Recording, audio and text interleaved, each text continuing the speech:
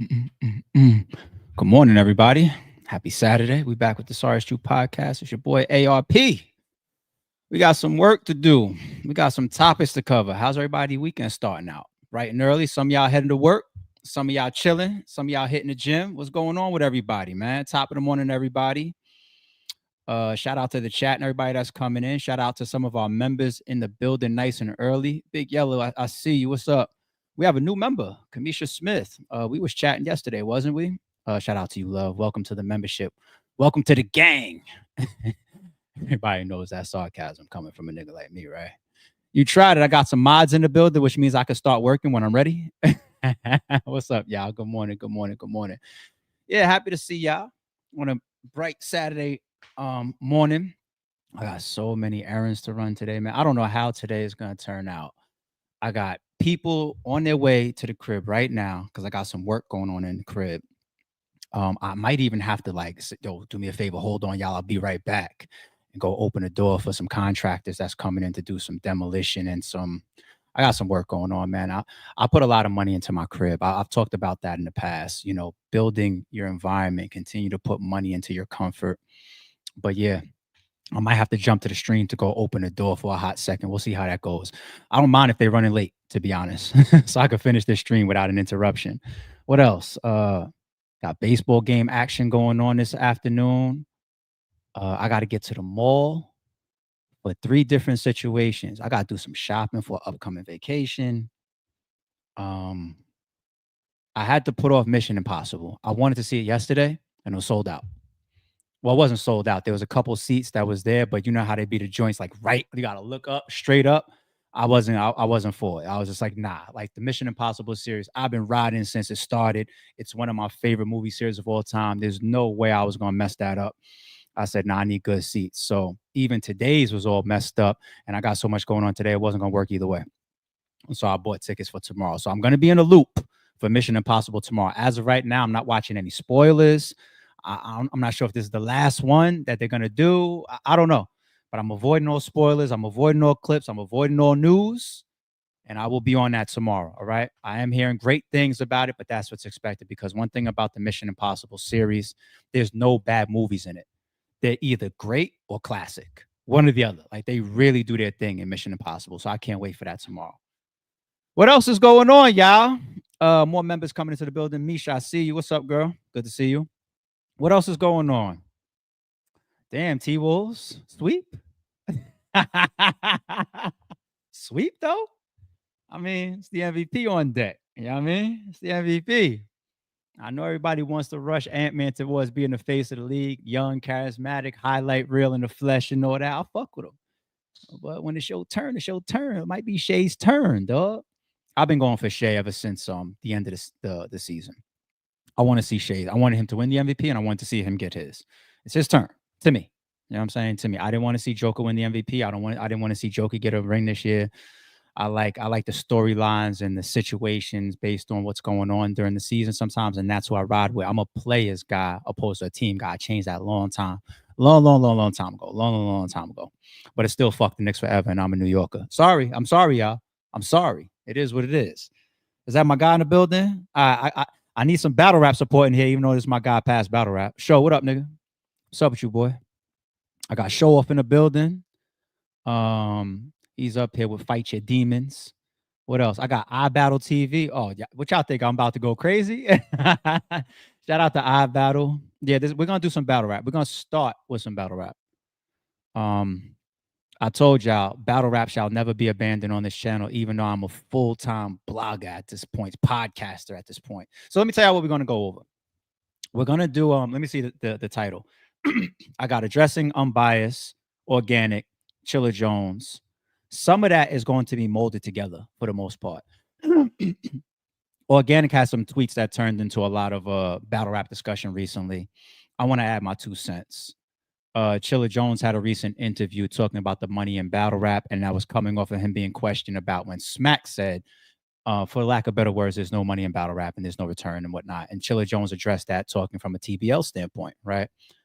And the unbiased thing. I have unbiased in here because he needs some words from me. Not only because of his stock drop honorable mentions, but just in general, he needs to be checked real quick. All right. Also, I'm going to get into this. Shout out to the checks and balances chat. Y'all put me onto this. I saw this morning. I wouldn't have known this if it wasn't for the checks and balances chat. Sorry It's True podcast is in a lawsuit. I'm going to bring up the paperwork on the screen. We're going to get into that. We're going to talk about it. I got some Young Thug. I got some Kanye West, friend to the podcast. If you know the podcast, you know that that's super sarcasm. And then we'll probably close out like we normally do on weekends when I got a little bit more time, despite I know it's going to heat up real quick for me later on today.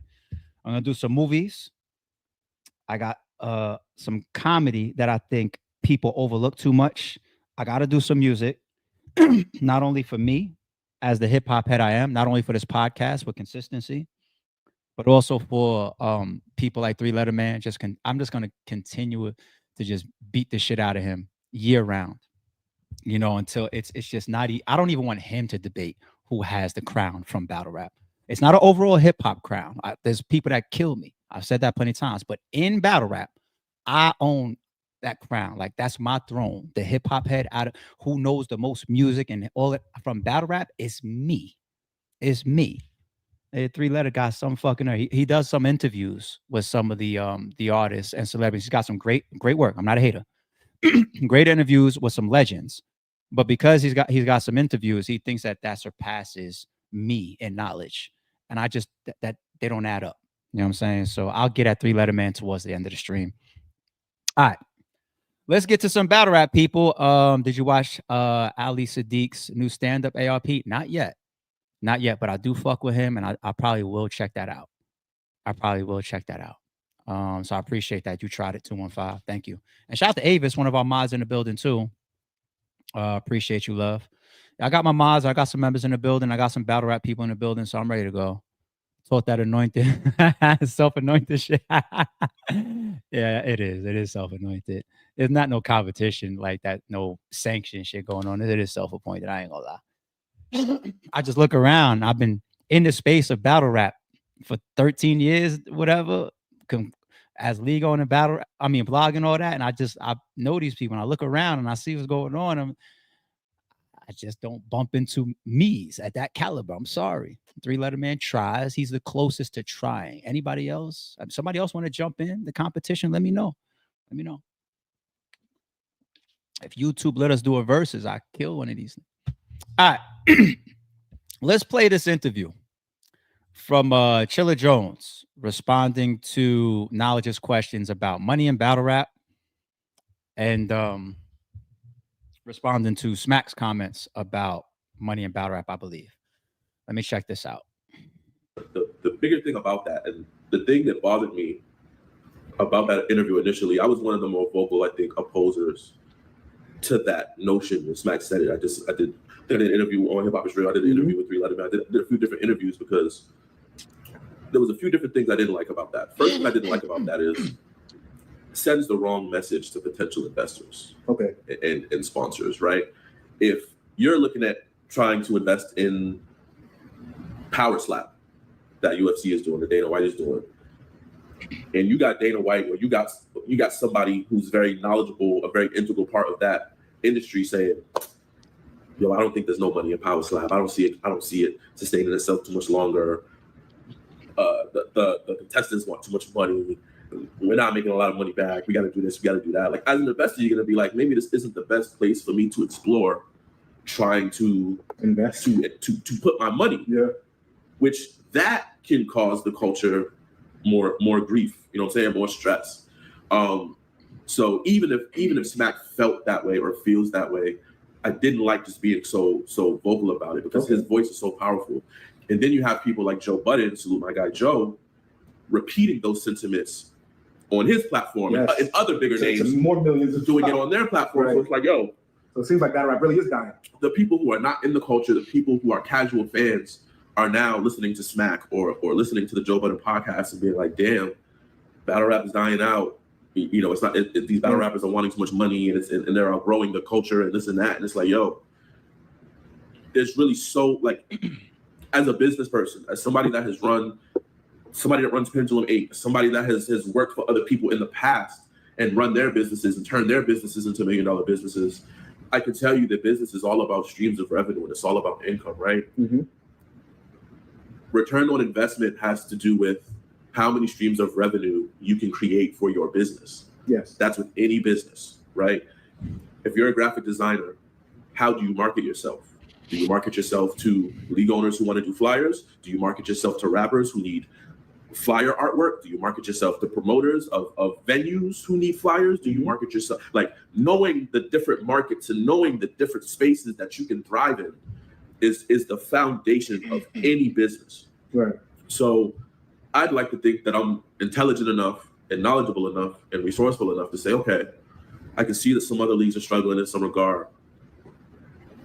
Let me think of 2 or 3 other ways that we can create a stream of revenue for our business so that if we don't make our money back from A, B, and C, we can fall back on D, E, and F. Gotcha. You know what I'm saying? Okay. And so I feel like as a business owner, before I tell y'all there's no money in battle rap, I'm just gonna figure out other ways to make my money back. You know what I'm saying? Right. And if I don't feel like there's other ways to make my money back, I'm gonna stop throwing battles. Gotcha. You know what I'm saying? But that was what I didn't like about what he said, and I respect him feeling that way. And I got nothing but love for Smack. He's been doing it forever. He has the right to say, man. Listen, he's the Godfather, bro. He can, in my eyes, Smack can do no wrong. URL can do no wrong. I don't know about that. But at the same time, chill out, like, Chilla. You were doing That good. was very discouraging. I felt like it sent the culture into a little bit of a tailspin. You were doing good. Just the way people were feeling. Fans are feeling like, yo, battle rap might not be around too much longer, and battle rap might not be able to survive. And when you have that kind of mindset, like, people are gonna eventually fall out of love with battle rap if they feel like, you know what I'm saying, the art form isn't enough to keep it going. So Gotcha. that was a really When you look at what came out of what Smack said, Hitman, Calico, New UW, you, and you know what I'm saying? Like, I feel like QB Black Diamond, I feel like it opened like the floodgates. Yeah. You know, like where you guys, the battlers, the guys who've been giving us classic, you know, performances and putting on, you guys put your business hat on and turn into something different. 100%. You're not just the artist and the rapper. It's not just Chilla the rapper. Now it's Chilla the businessman. Yes, sir. The face of TBL. Yes, sir. Putting on the battles we want. What do you think? I guess my question is, with Smack saying what he said, even with you not liking it, was there still a positive benefit to it? Or do you think that encouraged the battlers to step up? That's the real question. Do you think or that was already something that was coming? I don't know if what Smack said had any influence over any of the other battlers taking the action that they did. Okay. I can say that it directly put a battery in my back. Okay. And it made me say, you know what? Let me see if this is true. Let me take this to another level, and let me throw some bigger events, and let me see if this is hard to find a way to make your money back in this culture. And again, I can't speak for Hitman, I can't speak for Calico, I can't speak for any of that. I can say for me, it directly put me in a mind state where I was like, yo, if this is true, let me see if I can save the culture. Let me see if I can put my cape on, figure out a sustainable way to do battles. And if I can, I'm gonna throw all the battles that people have been waiting to see for years. That's why we got Big K and Tay-Rock. That's why we got Daylight Nick. That's why we get Mook and Hitman. Every time you see us with a big event, our goal is to bring you one headline battle that people have wanted for years. And as long as artists are willing to come to the table and talk with us, right, I feel confident in my ability and Kenny Black's ability to figure out a way to make them happy, and for us to figure out a way around what the artist wants, for us to figure out a way to make it sustainable. And then on the flip side, I'm like, man, I'm not pocket watching, but I feel like the URL app is doing pretty well. Right. And maybe it's not. Maybe it's just, you know, again, I'm not pocket watching, but URL's got a pretty nice following, and they have I would guess a pretty good amount of people subscribed to their app. But I thought the whole purpose of the app was to be able to continue to generate revenue off of the content that YouTube is not paying for anymore. Right. So I think to hear that from Smack, who I think had taken so many liberties and so many measures to continue doing what he's doing, I think was just like a little, I think it was off-putting to a lot of people. Right. But again, not speaking for Hitman, not speaking for Calico, I can say for me, it directly made me say, not a lot of money, huh? Let me see. And what do you know? You may not, I'm not out here making millions of dollars. I'm not out here making tens of thousands of dollars. But for me to sit here and say, it hasn't been possible for me to give the culture the battles they want and still be able to pay my rent and keep my lights on, I'd be lying. Okay. I appreciate it. Very, very well said by Chilla Jones. I thought that this was a very good response by Chilla Jones. Chilla Jones has always been a very intellectual and smart person. I have a lot of respect for Chilla. I also have a lot of respect for his partners and within TBL as well. Shout out to Kenny. Let me start off here by saying we have Hitman Holla versus Murder Mook going down in September of this year. Thank these folks. Quick shot at TBL and Chilla. You said you're not out here making millions. You're not even out here making tens of thousands. If you don't make at least bare minimum tens of thousands off of Mook and Hitman, somebody fucked up. But that is you got a serious money making battle right there. So shout out to TBL. Another quick one that's just half sarcastic. For all the rumors that URL is really funneling money into TBL or some of these other leagues at this point, you hear those rumors around online. It came into my DMs, even the checks and balances chat, and I even defended like, no, I think they're both independent entities. I have that with personal DMs in my IG, right? I don't think Chilla would be talking like this if URL was funneling money into them, because when people's in cahoots or they in business together or they exchanging monies, if he's getting funding from Smack or URL, I don't think he would be answering like this. He seems a little bit TBL independent rocker for himself here. Yeah. So I'm not big on the those rumors, because I feel like if people are out here working hard, they deserve their credit. Word on the street is that's one of the reasons why TBL wanted to ensure that they began to brand some of their main events that they've been putting together, like let's say Daylight and Rum Nitty or Hitman and Lux. I mean Hitman and Mook, because you see that Chilla mentioned we brought you battles like Tay Rock and Big K. Well, that's in y'all eyes a King of the Dot battle, but who financed that card, right? So you guys just read between the lines, right? And I think there's been talk also in the battle rap streets of that being one of TBL's ambitions.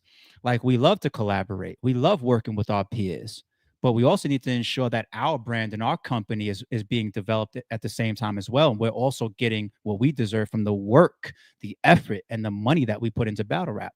And then you realize, like, all right, TBL, and people think that it just started today. No, maybe they were doing things prior, but they was just masked or shadowed by other entities, right? And that's not their fault. That's just battle rap and how it goes. If somebody partners with me right now and you don't really know them that well, everybody's going to call it an RBE event. That's just how it goes. All right, I took a couple notes as he was talking as well. One thing that I like that he said too. All right, I'm going to try to bleed this topic to topic and topic. I'm going to address the money stuff. I got Organik and Chris Unbias up here. Don't worry, I got y'all. Right. What people want. I love that sentiment from Chilla Jones, because it's something that I screamed to high hell about 11, 12 years ago. When everybody used to question league, and I said from day one, it's in our documentaries, ARP and Shota, what did they always push from 2013? RBE is not a league. It's a platform. All that home league stuff came about as forms of competition. I said it then, I say it now. Forms of competition. Ways to get people to remain in certain places. But the crossbreeding or the ability to make battles that somebody else isn't interested in or can't do. For example, there's a bunch of leagues that discussed Hitman versus Murder Mook. If there was no TBL, you may never get the battle.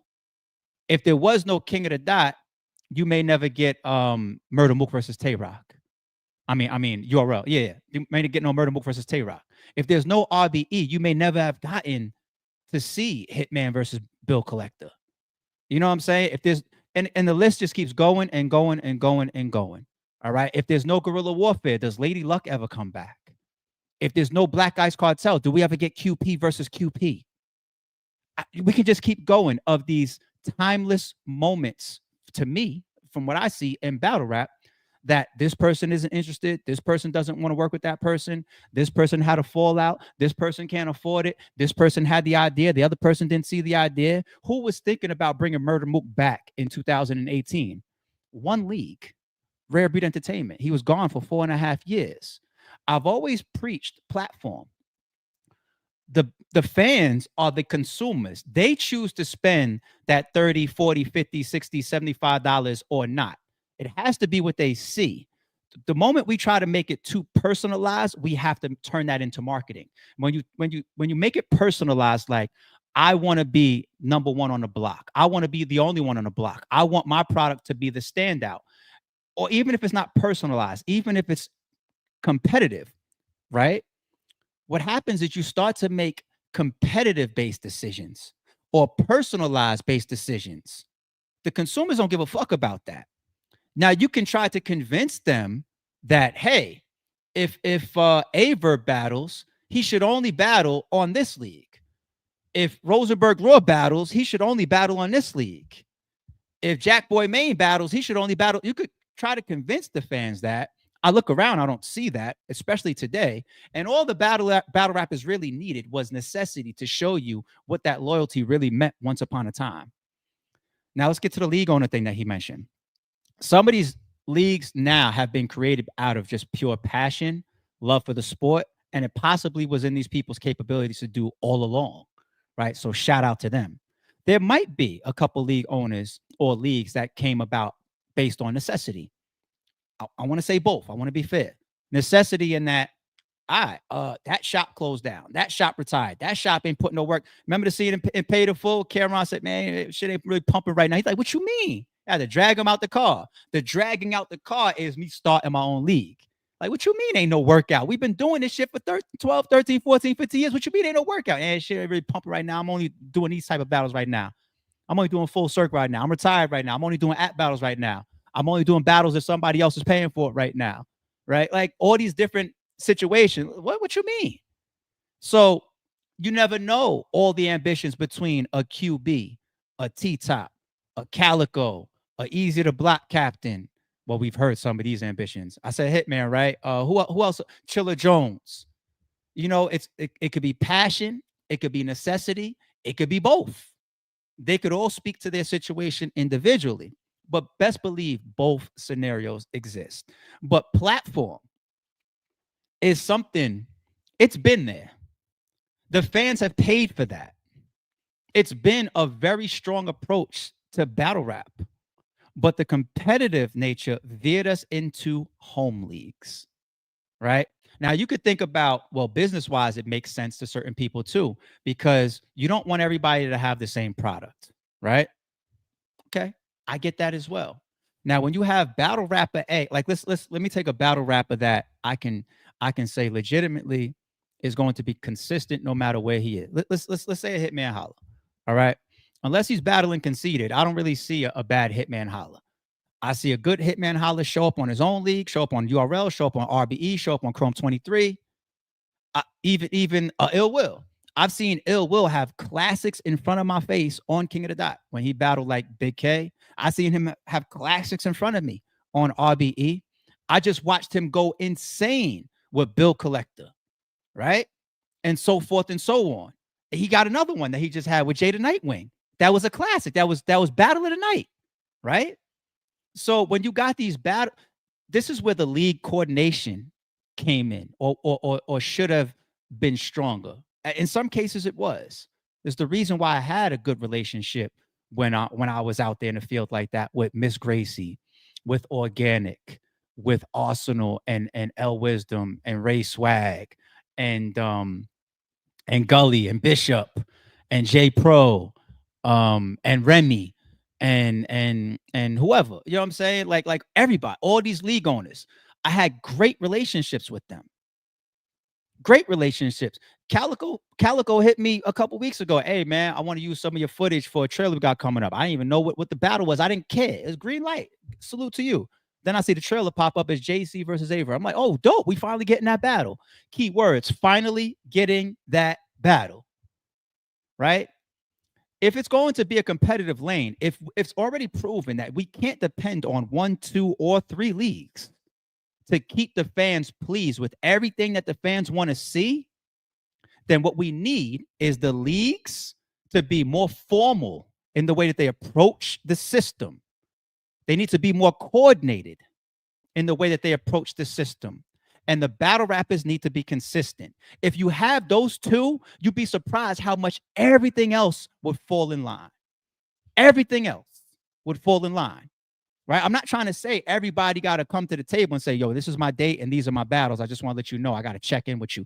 I'm not saying that. But even down to the battle rappers between leagues that don't communicate.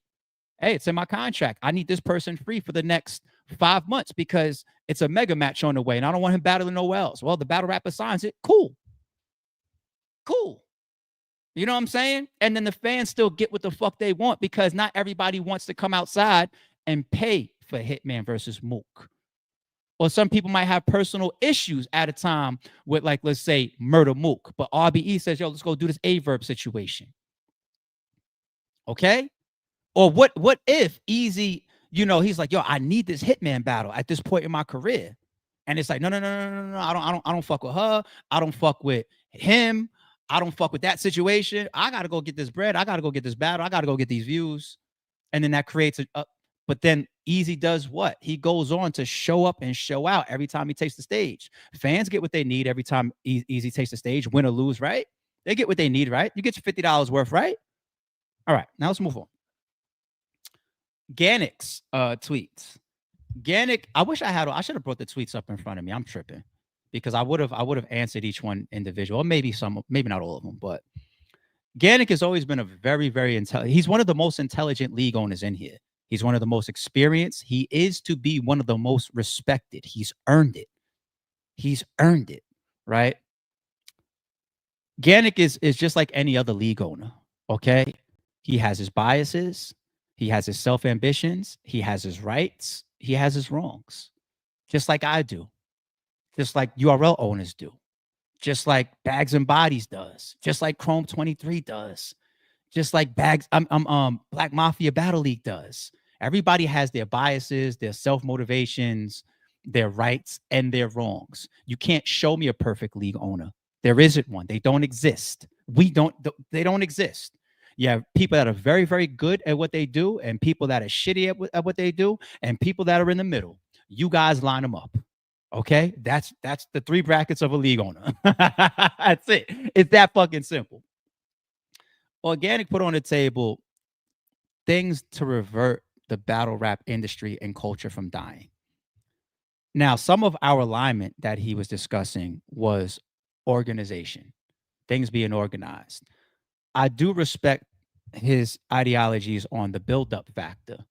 And the leagues do and did play a role when it comes to marketing based on a fan being able to buy into something, even past what you know is going to take the stage or don't know is going to, because the battle is always a variable. It's not going to a concert and hearing songs that you already know already. You know what I'm saying? You don't know if you're going to get an A game, a classic battle, a shitty battle, choking. You don't know. But those engines behind it, you know, when a Twiz created trailer drops, it's up. An avocado ruin your day trip. Did you guys see the trailer on the front of the full Max Out stream that we just dropped last week? Did you see that fucking trailer? I wanted to buy the shit again. And I own the whole thing. I own all the masters and everything. I wanted to buy. I watched that trailer. I said, Jesus Christ, avocado went crazy with this trailer. Right? Even certain, I always said this. The way to get your league, I'm going to stay on the organic thing, but just stay with me, people. Y'all know how I do. The way that you get your league to stand out is when your league has personality. What do I mean by personality? It's just something that the fans could identify with, okay? What is it about URL? Let's take like the first 5, 6, 7, 8 years. One of the buy-ins is Smack himself. That his personality. it up on and flipping the coin and all that. Yeah, you know what I'm saying? We have to get it. Or, like, it's part of it. He's a front face to it. Then you guys continue to learn people like, let's say, a Beasley or this person or that person. And it adds personality to the league. Once the fans get to know the people behind the madness, they kind of understand the madness. Okay? ARP. Who is this guy that came in? It's a New Yorker. He's kind of like standoffish to a degree. He's got his own ideologies. He ain't no get under the wing type of person. Him and Shot is out here in New York, and they said, this is what it is. This is what we want to do. This is what we believe in. They got this blood, sweat, and tears concept. They going back to movie trailers. They believe in revitalizing the small room and taking bar heavy people and putting them in that space and creating dope matchups that are very, very bar heavy, opposed to just going to what's the best and the biggest thing on the ticket. They love mix matching the tiers.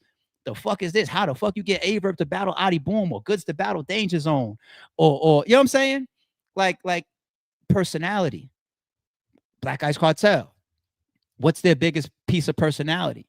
You know what I'm saying? There are certain battlers that when you look at that card on paper, oh, this looks like something that Black Ice Cartel would do. But even the editing, the John Doe editing, okay? King of the Dot. You know, you can get some comedy over there. You know what I'm saying? There's a crop of battle rappers over there that aren't on other leagues.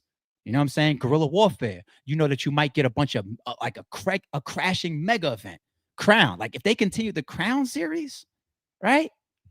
It's just when you have a personality, leagues need to concentrate on doing things in a way to stand out. Like I love that Trenches has a nice little roster. Everybody has battled somewhere before. Don't fall into those narratives. They're old school. They were birthed out of competition, but people still have their faces that are pretty much known.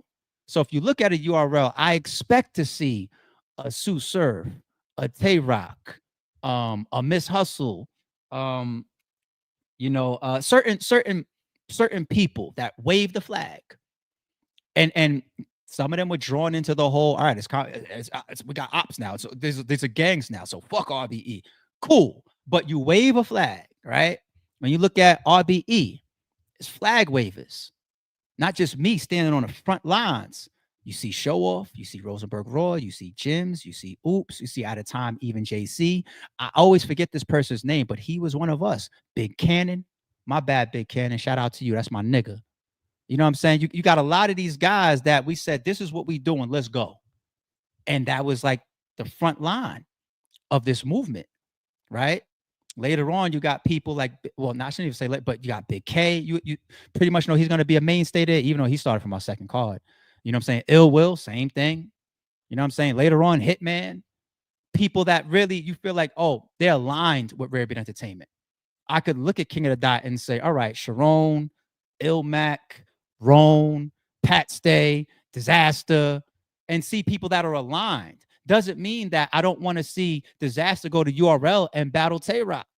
Doesn't mean that I don't want to see Ilmac come to RBE and debut in New York and battle JC.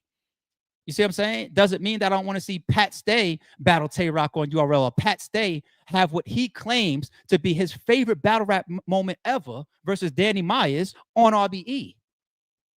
You know what I'm saying? So now let me get back to the organic thing. I feel like one big thing that he missed, if we're going to talk about organizing, one big thing that battle rap was never able to develop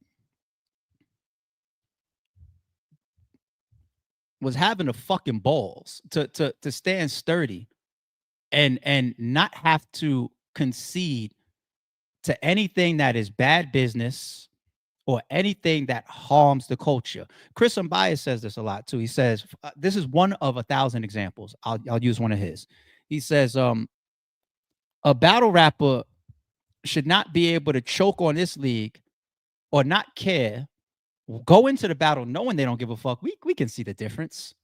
Go into the battle not giving a fuck. You know what I'm saying? Pick up their check and then just be saved by another league, right? I always will reference that blog I put out after the incident in Club Drama with Goods and Jims. And I was in a tight spot because I fuck with Jims and I fuck with Goods. And now I got to represent the culture at this moment. Everybody's, what are you going to do, ARP? Are you upset with Goods? Are you going to stand up for the culture? how do I still navigate that? I got business with both of them. Like these guys is really I'm really cool with these guys too. You know what I'm saying? Like what you gonna do, ARP? And the company side, the battle rap side, I had to stand up and give y'all that, or else y'all would have killed me. Where you at with this? I got to make a stance that is the right way. And I did issue a statement saying, if somebody throws a punch on any stage, it doesn't have to be mine, right? I won't book you, right? And this is the way, whether you fuck with each other as leagues or not, we start to build rules across the board. And some of the biggest league owners either denounced that or didn't say a fucking word, right? When you got things like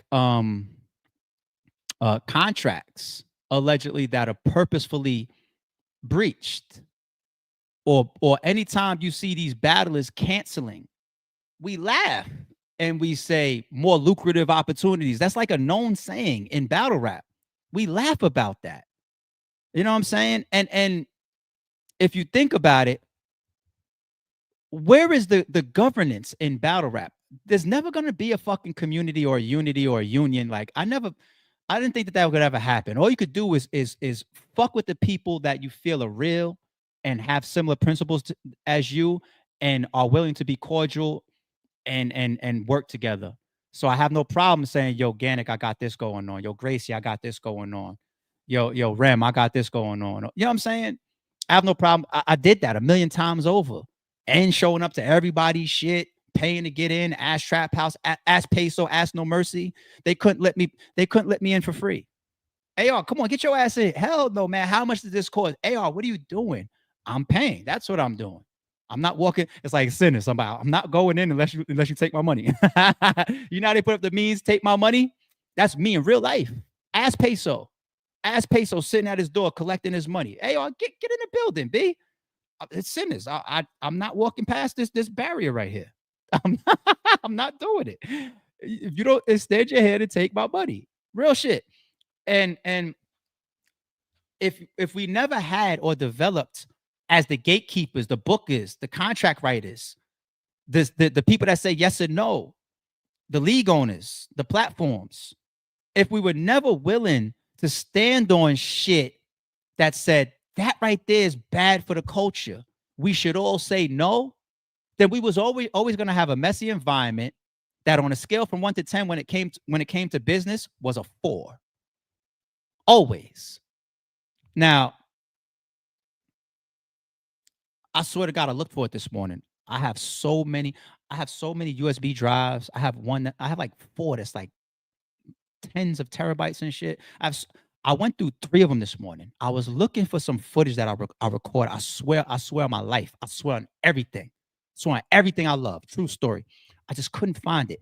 If I could find this file this morning real quick when I was setting the stream up, I was gonna pull a clip out of it, upload it to the channel, and pull it up here the same way I had Chilla Jones. I was gonna upload it on my shit and just put it on unlisted. And I was gonna bring it up here during this shit. After the Averb and Iron Solomon situation, I recorded a video. I have it. I recorded a video. If I would have found that footage, you guys would have seen it. It's throwback. It got the 2 screens behind me and shit. I'm doing the old school knuckle rub and all that shit. And I'm calling out Beasley in the video. I'm calling out Beasley not as an alliance and not as an attack, but as we don't gotta get along, but we're fucking this shit up. I swear to God on everything, I have this video that I recorded. I just never dropped it. I'll tell you why I never dropped it. But in the video, I'm saying, yo, dude, I've watched you over the years the same way you've watched me over the years. You want to know one thing that I interpret from you, amongst other things? You're intelligent. Nobody thinks I'm a dummy, right? You're intelligent. And I'm saying in this video, I'm like, can you see that our competition is driving the market past market value? Do you see that, homie? Now, fast forward to see statements that Chilla Jones is addressing of people complaining about the market. or complaining about the prices. If you've been in my shoes for 10 years, this is like, ain't no complaining about that now. I know too much. You know, there's been so much that you guys don't know about. Alleged competitive paying, overpaying, booking. I'm booking this battle so he don't get it, or she don't get it, or they don't do it, or I'll pay you more. Shit. I mean, what the fuck is we talking about? Like, let's bring up examples from one of the biggest battle rappers ever. Let's just bring this shit up. Or URL. And I said this before, it continues to go over people's heads. You claim all this URL loyalty stuff, but why would you use RBE to negotiate with them if you're loyal to them? It never went left. That's okay. That's my bargaining tool. I call Beasley like, hey, look, they got 45 for you, so you don't need 55. Or I could call Beasley for this. I could call Beasley for that. I'll call Beasley. Forget the diss part. That's not that's me and Surf doing our funny back and forth back in the day. Shout out to Surf, free Surf, man. I love our back and forths. If he comes home, if he triggers me, we're gonna give y'all more entertainment, more content. Shout out to Surf.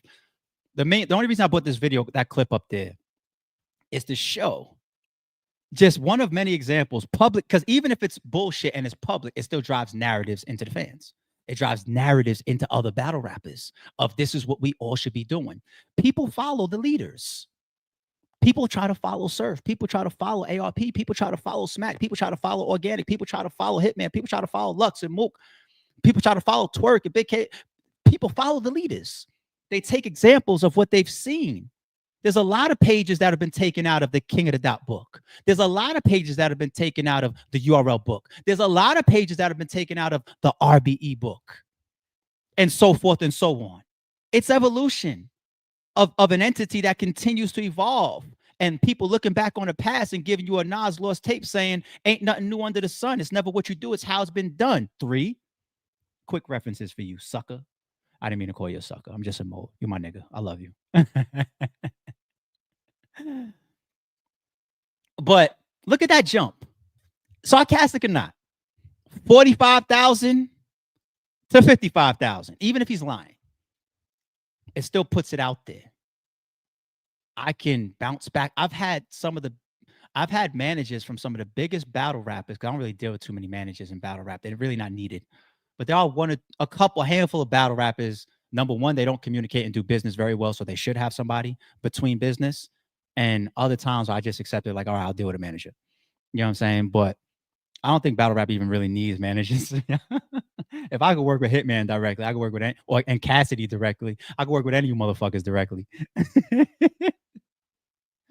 But think about if Surf is able to put that narrative out there, and other battle rappers or managers or whoever leagues could in their mind, you know I'm down to battle on RBE, right? Surf got a whole nother video. I got it up here, but it's not even, I'm not even using it for that. I'm using it for Chris, something separate. He got a whole fucking video. You know what I'm saying? Threatening Averb. Remember he got into it, Averb?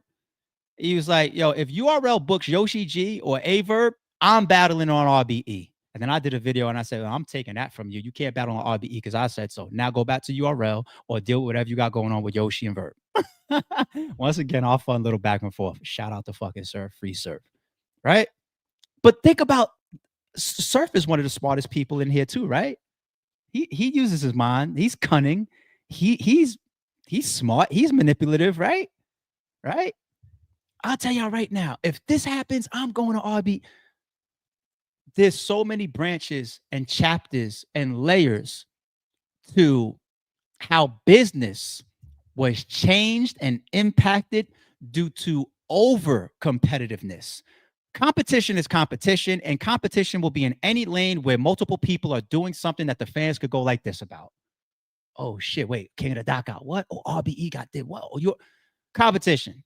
I drop a battle, somebody else gonna drop a battle, right? 5 seconds later. The history is all there for y'all. 3, 2, 1, they're gonna drop a battle too. It's all competition. It's cool. You know what I'm saying? I get it. We all get it. We all enjoyed it. Had your popcorn for it. Created a lot of battles. But the business, that's why when I recorded that video and I was like, yo, dude, we don't rock with each other at all. We don't ever want to shake hands again. But I want you to understand that I'm aware of what we are doing to the market. This person that maybe should be getting 45, you now giving them 55 because of me. Because of me. And vice versa, whatever. You're now giving this person a 5-battle deal that lost his last 2 battles because there's other leagues around, allegedly. Right? And that's one thing that I feel like people gloss over, but it's mega. It's mega. No. Battlers don't just go from making 5,000 to 50,000 if they don't know, and when they don't know the numbers. Show me how many battle rappers know the pay-per-view numbers of all these events. There's a handful. How many battle rappers know how much revenue is generated on the app monthly? No bullshit, to make my point. No sarcasm. I honestly believe that not a single battle rapper knows how much the app generates monthly. I don't care if you Tay-Rock. I don't care. I don't think a single battle rapper knows how much that app generates every month, whether it's a low number or a big number. And I could tell you on the RBE side, I've worked with how many people over the last 11 years? There's like 5 people that know pay-per-view numbers for specific events because I did pay-per-view deals with them. You know, the Cassidys and the Mooks and the Hitmans, you know what I'm saying? Because I did pay-per-view deals with them and I showed them the numbers out of transparency and business, right? But other than that, you don't know what I'm making or what I'm losing. You don't. So how does the market get dictated then? It's not like the NBA where everybody knows the numbers, where I could look and see like how much I could see how much Kendrick's tour is making right now. So other rappers can say, hey, Live Nation, I want this because I'm about to do the same arenas that Kendrick and SZA is doing right now. That's not in battle rap. They don't have that layer of transparency. So how the fuck are you coming up with how much you want to get paid? Based on what you hear from other battle rappers, that's a big one. Want to know another one? What I'm offering you. Nobody sets the market in battle rap more than the league owners. The battle rappers don't set no fucking market in battle rap.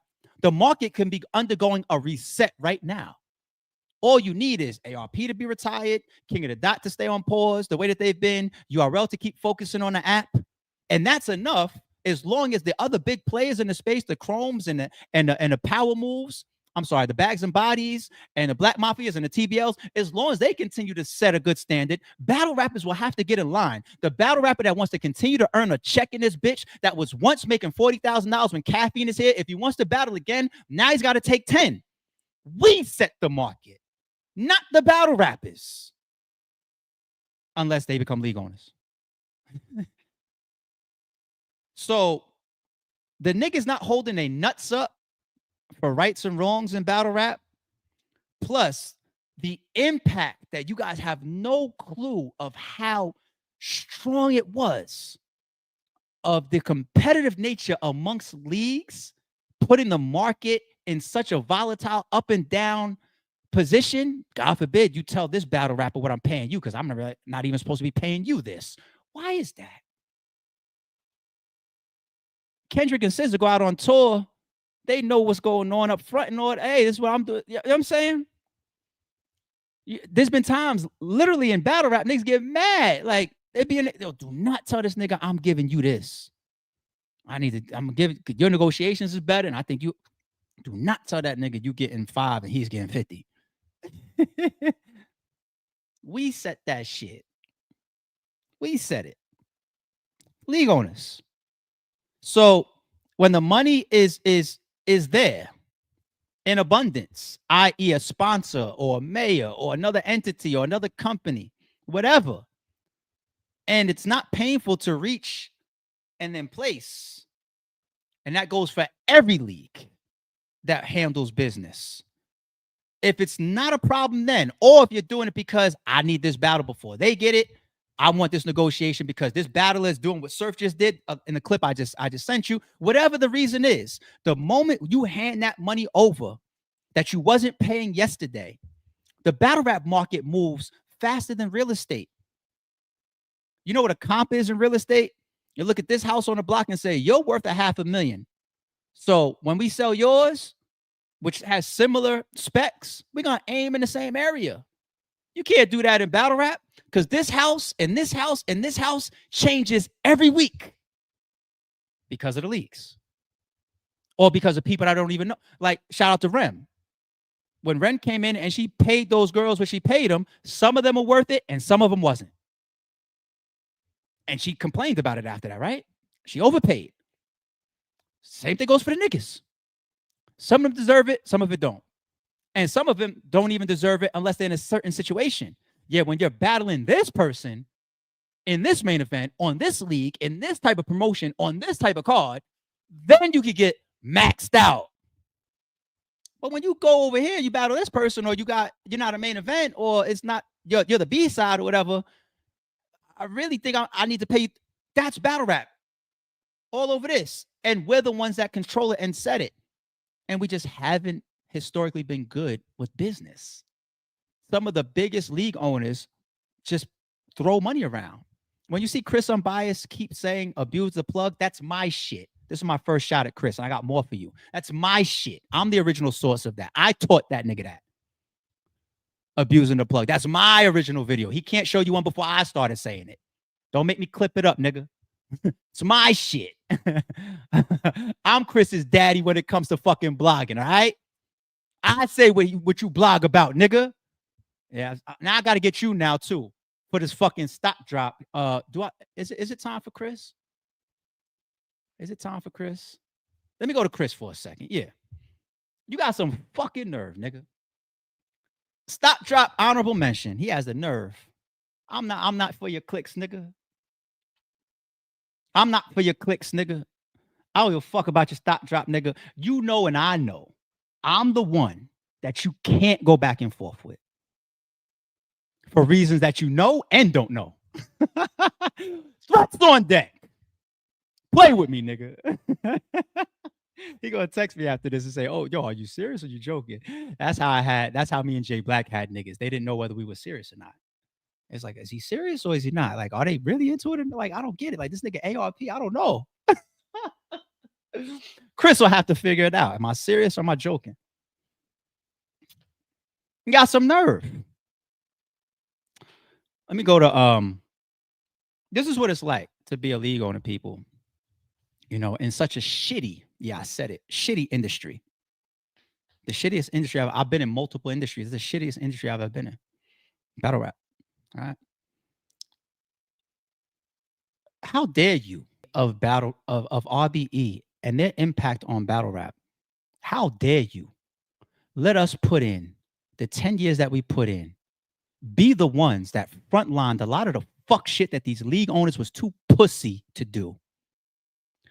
Fight for the changes. Give y'all what we gave y'all. And let this man retire gracefully, humbly, with one of the best events of all time. Yet humbly say, I'm gracefully bowing out. Y'all got it. 10-year anniversary. I don't give a fuck about your stock drop video. How dare you put me on a fucking honorable mention, my company? I know you try to focus on Lawrence and Winged, but they're related to RBE. How fucking dare you, nigga? How dare you? Sway voice, how fucking dare you, nigga? Leave me alone, because my reputation and my work within battle rap is literally in books. It's on news stations. It's on media platforms. It's all over YouTube. It's on social media. It's viral. It's around the country. I get DMs and comments from Africa and Europe and China and all this shit. My shit of what ARP is known for, I walk in and out of these airports and sign autographs for. I get respect on a whole nother level than you will ever have, Chris, for what I brought to this industry as a man. Motherfuckers say, the way you carry it, fuck the battle event that you put on. The way you carry it, nigga, I got so much respect for you, ARP. And I humbly say, don't put me in your fucking video as no honorable mention, nigga. You know what Winged and Lawrence did? Winged and Lawrence got you pulling up on brick events that I'm not even at. That shop they ain't even at. They must have been doing something right. The Bricks had a whole co-event with Battle Academy. Why? Because they was making a name for themselves. That's why there's impact towards some of them or a lot of them the moment I say I'm retired. Because the RBE engine slows all the way down to full circles. But what Lawrence and Wing did is also to be respected because they didn't have to. It's me and Shata that's focusing on navigating this shit as a business. How could we break the next boundary? How could I put together the next classic battle or event? How could I be innovative? How could I be attractive in this shit? How could I spend the next $100,000 on the next card or some shit like that? Right? And Wingdon Lawrence is like, wait, hold on. Let me get this 1SK on this card. I don't know these niggas. I wasn't even joking when I was on the stream when me and Easy the Block Captain were trolling each other. I swear on everything I love. I was not trolling when I said I didn't know Easy the Block Captain when he was on the RBE stage. I didn't know who he was. It's Lawrence that had a relationship with him. I believe was holding him down, putting money on his books while he was in jail and all this type of shit. Booked him for a 1SK. I had no clue who this man was. I'm standing in the back of the building watching the 1SKs like, oh, who's this guy? I had no clue. And they did that time and time again. Some of them I ran with. Some of them I took out of their system and put in their biggest battles ever. It's one of the reasons why Payne got to the level that he got to. And helping even Caution get to some, and shout out to Chrome. They helped with Chrome too. I mean, with Caution too, with putting on a tournament and shit. Or Caution, or the Coach Coleones, or the Remedy Locos. These people is coming out of the bricks. Remedy Loco has one of the most viral rebuttals in battle rap. Celebrities hit him up behind that shit. World Star and all this type of shit behind his Swave 7 rebuttal. Blue Room shit. You know who put a lot of them up and comers in a blue room? Lawrence and Wing, not me. Want to know why? Because I said, all right, this is what I'm on. I'm about to do this Hitman and Will. I'm about to do this A-Verb and A-Ward. I'm about to do this Goods and Calico, this Big K and Young Ill, this Head Ice and Show Off, this QB and RX. Hey, Wing Lawrence, I'm about to give y'all like 4 battle spots. It's blue room and it's max out. Make sure that they hitting. And then they go and they say, okay, we're going to bring you K Venom, J Breed, Riggs, J Slash, Zay versus Sino Savvy, XL versus Def the Kid. I didn't book those battles. Lawrence and Wing put them in the blue room. Max Out one of the biggest events in battle rap history. Arguably the biggest main event impact in battle rap history. Cassidy versus Hitman. Go back and do the homework on it. Right? Those 1SK niggas that was up there, who booked them? Who put Coach Coleone on Max Out and Jay Breed on Max Out 1 when we was in fucking Believe Music Hall? Where y'all think the Do You Believe comes from? Who put Lawrence and Wing put them there? To the point where they was going off the fucking shelves. Overbooking. 30 battle cards and shit. I'm like, shit, y'all got too much. How am I going to get this on the channel? I got to upload them every fucking day. Trying to give people some opportunity. Lawrence and Wing busted they fucking ass. They wasn't perfect. And neither was I. And neither was you, nigga. Put no Lawrence and Wing because some of the bricks didn't know ARP was retiring. You got some fucking nerve, nigga. Who the fuck needed to know I'm retiring? Who the fuck needed to know? Who deserved to know? An up-and-comer that I saw in person at 3 events? You want me to tell him? What fucking world you come from, nigga? My world? No. Gracefully bow the fuck out. Jay-Z, I didn't know you was retiring. That's his business. The fuck? Put me or Lawrence or Wing on your fucking honorable mention stop drop, nigga. You know I'm not easy. Who else do you be going back and forth with? I don't even gotta name them. I take that back. I don't want that to come off the wrong way, the way I said about Easy. I was gonna go down a list. I don't want Easy to take that the wrong way. I'm not nobody you go back and forth with, Chris. You know that. Okay?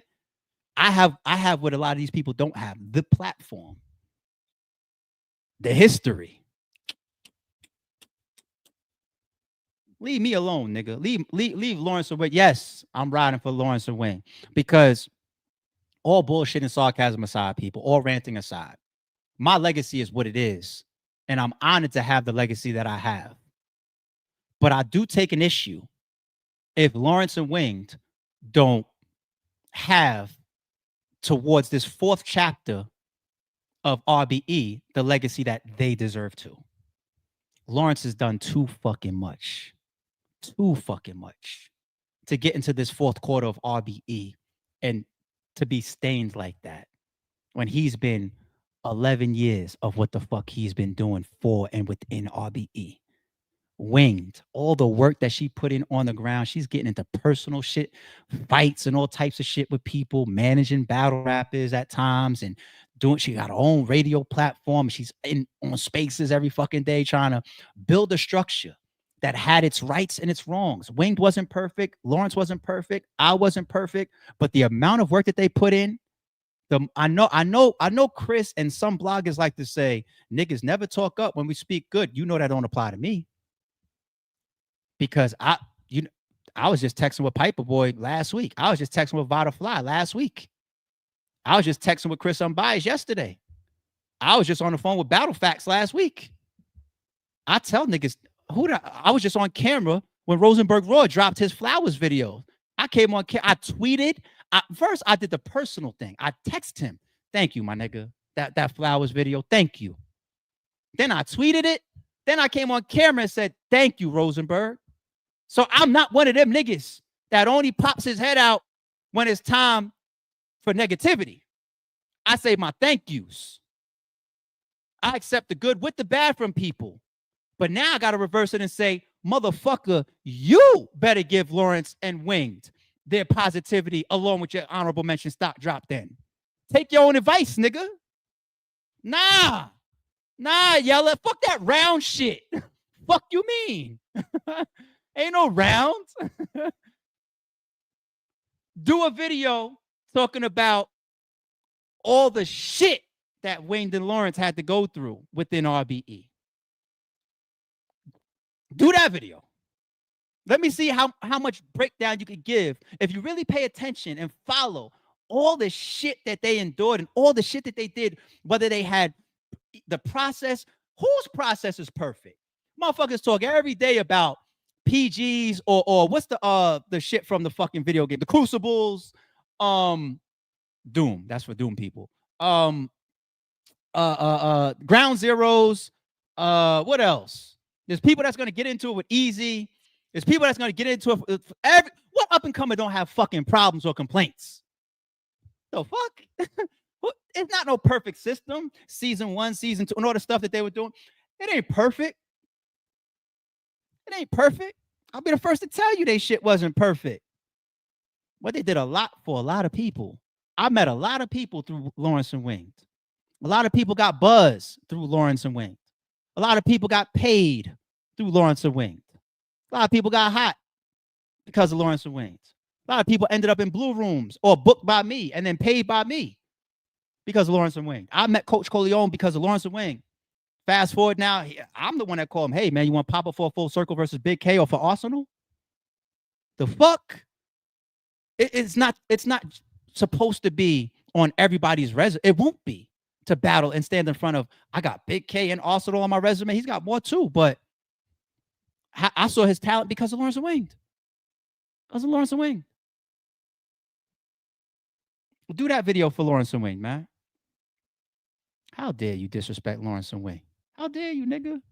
How dare you? Knowing damn well you's a fucking ARP thief. You want to see it, y'all? You want to see when he gets that skipping repetitive shit in his blogs from? He took that from me.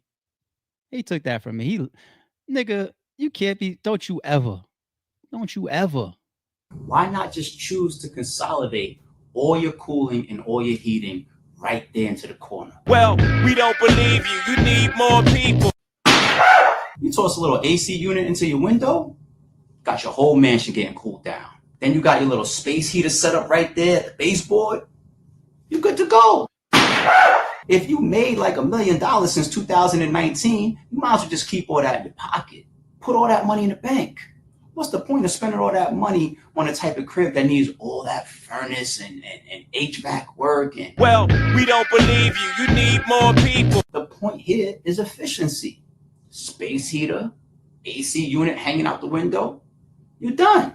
I really didn't know we had this much in common. We might as well just stop dissing each other. And Bob, I mean, how many times do I have to show it?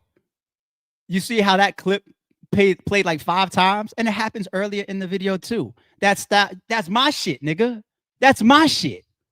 You know, every time for the last 5 years when I hear you talking about don't abuse the plug, I sit back like a proud daddy and be like, "Aw, he's running my narrative. Good job, Chris." You deserve this for what you just did with that stock drop honorable mention, nigga. Don't make me dig in no crates. This is the fun blog. Chris Unbias. This is the fun video. This is the Kendrick telling Drake, it's a friendly fade. We should keep it that way. No. He's going to take that the wrong way. I'm joking. He's going to take that the wrong way. But this is the friendly video, nigga. All right? Leave RBE alone. And you know I take my criticism along with my congratulations. You know I do. It's documented. I just spoke about it. I just gave examples of it. You know I'm not one of them niggas, right? But the thing about Lawrence ain't never going to say nothing. So Lawrence deserved me speaking up for him right here. And Wing don't have as big of a voice as me or you, or Wings don't just, I'm speaking up for Wing too. Yeah, honorable mention, nigga. Don't you dare. All the money you made side by side with RBE over the last 10 years, don't put my company and my people in no fucking honorable mention. Especially when this nigga retired. The fuck? You know, because of the way the bricks didn't know that ARP might have been retiring, and you know the way that fell apart, and now they can't go to URL because they were waving the flag or whatever. So stock drop. Nigga, that's the best shit you was able to come up with.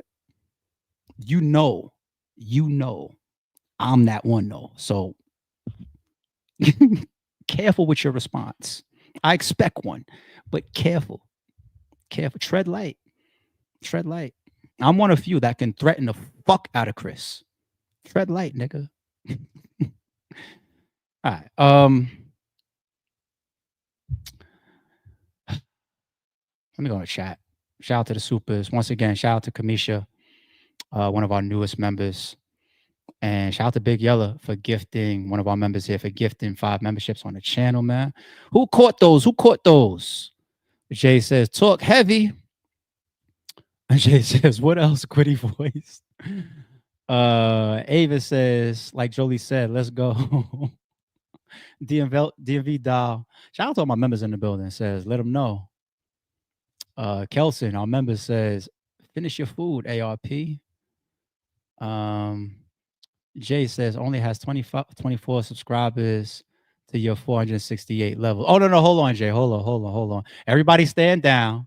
I don't want everybody to start attacking Chris. All right. Me and Chris is cool. Let me make that clear, people. Me and Chris is cool. All right. But he had to get some payback for that stock drop. You really should interpret this as you got yours, I got mine. Leave it there. I was going to come back for that sooner or later. You know, that stock. I was going to come back for that sooner or later. Right. I was going to lay in that bush sooner or later. You know what I'm saying? Oh, I told y'all. Hold on, y'all. My contractor's there. Hold on 1 second.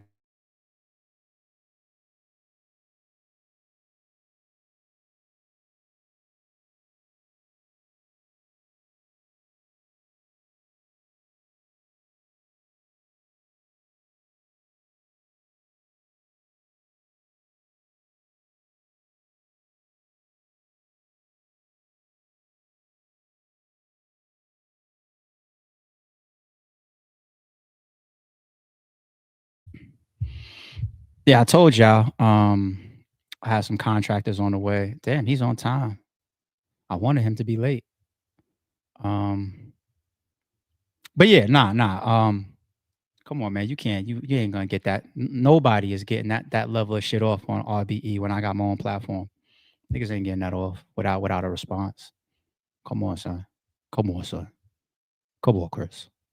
But no. Yeah, Jay. I'll let y'all know when the goons need to come outside. Yeah, we don't gotta and we don't gotta attack Chris yet.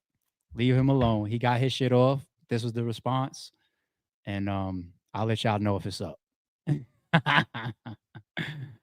Yeah, thank you, Jay. Thank you. The ladies around here ride too. Don't get it twisted. Don't get it twisted. All right. Do I have something I could put on real quick? Let me grab something to put on real quick, just as I run upstairs and open the door for my contractor. Oh, I know what to put on. Stop drop. Let me put on a bricks battle that Lawrence and Wayne booked. Which one? Which one do I want to see? I like these two guys. I like both of these guys. Yeah, see, versus Sino Savvy. I need y'all to bear with me. We got a bunch more to go over. But I just real quick and open the door. Y'all give me 1 second to go upstairs and open the door. And then I'll be right back. Don't go anywhere, people. Don't go anywhere. Let me put on a battle that Lawrence and Wayne book real quick.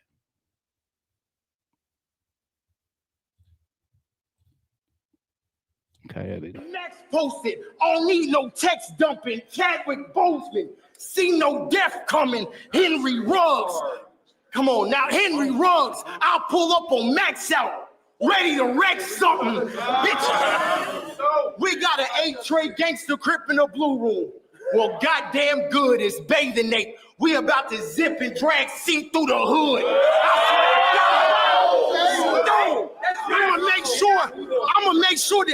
I'ma make sure the damage is ample. He gonna get annual candles. See no arm, he still got shot. Emmanuel Hansel, but I don't play with him.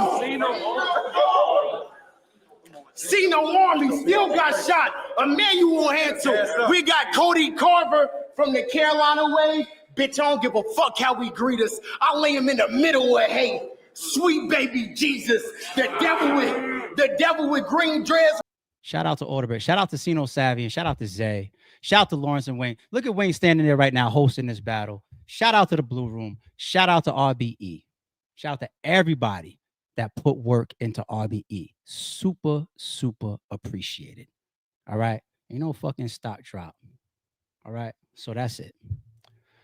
Oh, yeah. I really knew that they was going to catch me, my contractors, but I trust them. So I'm able to open a door.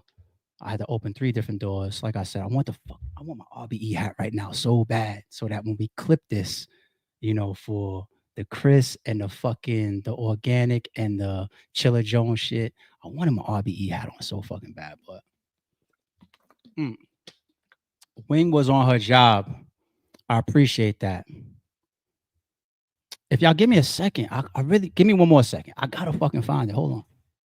I know I got 2 of them. Hold on.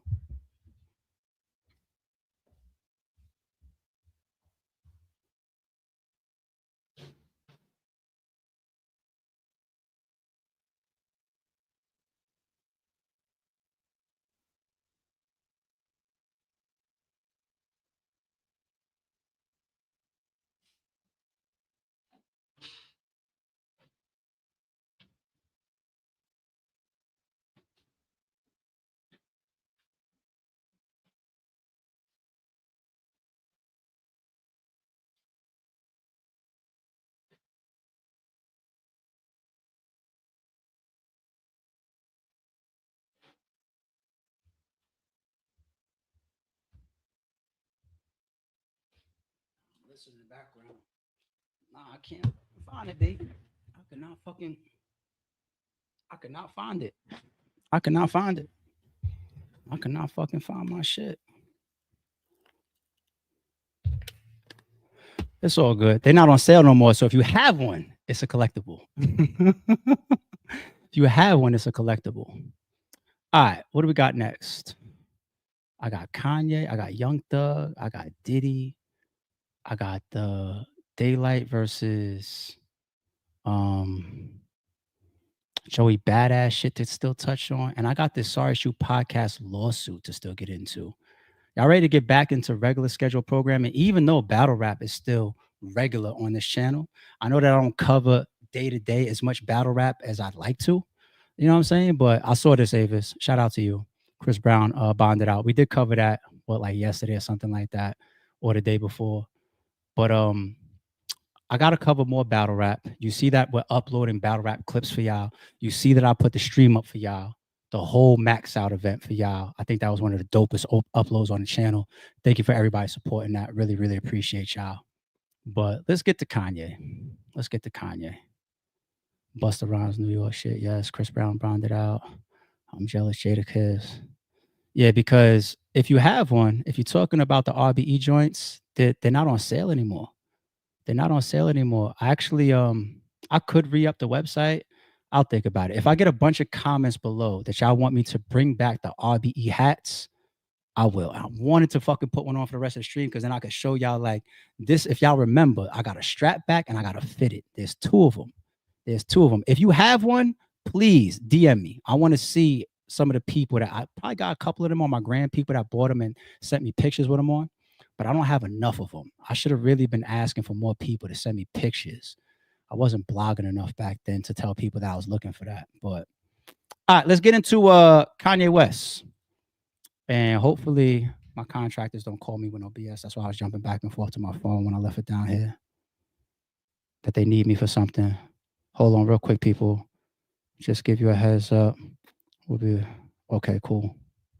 Okay. Yeah, we getting work done today, y'all. We really, really getting work done. Let's go to Kanye. What's going on with this fucking clown? Ye says he is done with anti-Semitism. God forgive me for the pain I've caused. I love all people. I forgive those who have caused me pain. Let's see the actual tweets. God forgive me for the pain I've caused. I love all people. I am done with anti-Semitism. God calls for peace. The earth itself in God's kingdom. I simply got FaceTime from my kids and I want to save the world again. Thank God, or thank you, God. I forgive those who have caused me pain. Here's the problem with this, Kanye. To all you Kanye fans as well. There is no light switch with the amount of disrespect that you can do in this world at that level. When you can disrespect people's culture or race or backgrounds or history at that level or that consistent or for that long or that publicly on those type of platforms where he's done it, you don't get the opportunity to just tweet, you know what? I'm not like this anymore. It doesn't work that way. I'm not trying to say that people don't deserve a second or a third or a fourth chance sometimes, depending on the circumstances. You can undo your wrongs. You could undo your bad in this world. You can have second chances in this world. First of all, it ain't no fucking tweet that's going to do it. It's the actions. Because the thing about Kanye's actions is I'm not giving him the out of being bipolar, but he does exude the type of behavior of somebody that's bipolar. Somebody that today it's fuck them niggas and tomorrow it's I love you. Hey, Jay, your kids are the R word. I don't know if I can get away with that one anymore on YouTube. Tomorrow, hey, I'm sorry. The next day, hey, Jay, don't kill me. Or after that, yo, Jay, fuck him. He got some of the rights to my masters. He's back and forth, back and forth, back and forth. These are the type of people you just, unfortunately, you can't accept an apology from. What's an example where I said that? I said that about Charleston White with T.I., right? I'm not T.I., my bad. Gilly the Kid, right? Charleston White went on a record and did all these videos and interviews disrespecting a man's child that passed away. And what did I say? What did I say about it? I said, listen, the best thing to me that Gilly could or should do is say, I ain't on nothing with you. And if you happen to come to Philly to do a show or something like that, I ain't sending nothing your way. If you end up getting into it behind my child's name, it didn't come from me. I don't got no words to say to you. I ain't after you. I ain't on your heels. I ain't going to say your name. I'm just going to go that way. But you don't accept that apology. You don't shake that hand. You just go this way. Instead, you just go the opposite direction. That's what I said. And fast forward, what did Gilly do? What was it on the Shay Shay Club interview when he was asked about it? Hey, so he's, man, I can't get behind that. Nah, I'm good. I predicted that. What father could accept that fucking apology? Point being, same thing with Kanye West here. the amount of disrespect, the amount of shit that you, it's arrogant as fuck just to even think that you can undo that shit with a tweet. It's disrespectful even for a tweet like that. Look at this. Look at the simplicity of this tweet. God forgive me for the pain I've caused. I love all people. I am done with anti-Semitism. I'm done with it. As if you were using it as your own little ploy. I'm done with it now. It's indirectly, that tweet within itself is disrespectful. You know what he's supposed to do? Issue a public statement, take a podium. Since you're so good at doing lives these days and going crazy and standing next to people like top fives and putting on swastika chains and all the type of shit, stand up and do that interview. Call DJ Academics to interview you for that. Explain why you were wrong. Explain why you don't want to do it anymore. Don't just say, I'm done. The nigga put, I'm done with it. This nigga is so arrogant. It does boil my blood when we cover it. But if people don't see it, that's another thing. So I just hope people continue to see it. I hope y'all are not blind by this man's level of arrogance and the fact that he's just turned into a disgusting human being. And I be trying to turn a blind eye to separate my entertainment from the person. But with Kanye, I can't buy his albums anymore. Want to know why? Because I don't want to hear him speak. I'm conflicted with all the Yeezy 350s I have.